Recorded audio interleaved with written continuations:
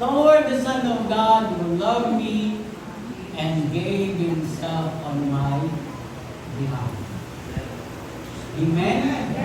Sa Tagalog yan, ako ay napako, ang luma kong pagkatao ay napako na kasama ni Kristo at nang si Jesus ay nag-resurrect, meron din akong bagong buhay. Ibig sabihin, ang luma nating pagkatao, wala na. Kaya ang pangalawa, anong nangyari sa old? It was crucified. Kanina, it is powerless. Wala nang kapangyarihan na kumilos sa atin. Amen. Pangatlo, anong nangyari? Ewan pa palang Word of God. Ayan. We know that our old sinful self or sinful nature, ayan na naman.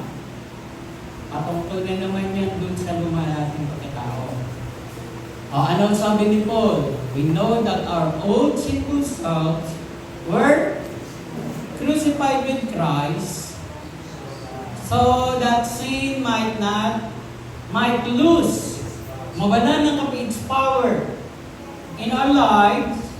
We are no longer slave to sin, for when we died with Christ, we were set free from the power of sin. Hallelujah. So by faith ito, tatanggapin natin. Kasi ganito kaka-powerful ang Word ng God. Lagi ito yung sinasabi sa inyo. Kaya dapat ang kasalanan, yung old sinful life, yung old sinful nature, yung flesh, wala na dapat karapatan yan na kumilo sa ating buhay dahil pinalitan na ni Jesus ng bago. Kaya ang pamumuhay natin ngayon, pipiliin natin yung bagong buhay na kasama si Jesus. At yung luma nating pagkatao, hayaan lang natin yan. Huwag nating pakilusin. Amen ba yun? Amen. Amen.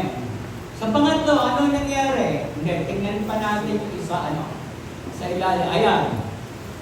Our old man was crucified with Him at Calvary. Ayan, Old man, flesh, sinful nature, old sinful nature. Pag nabasa niyo yan sa Bible, isa lang yan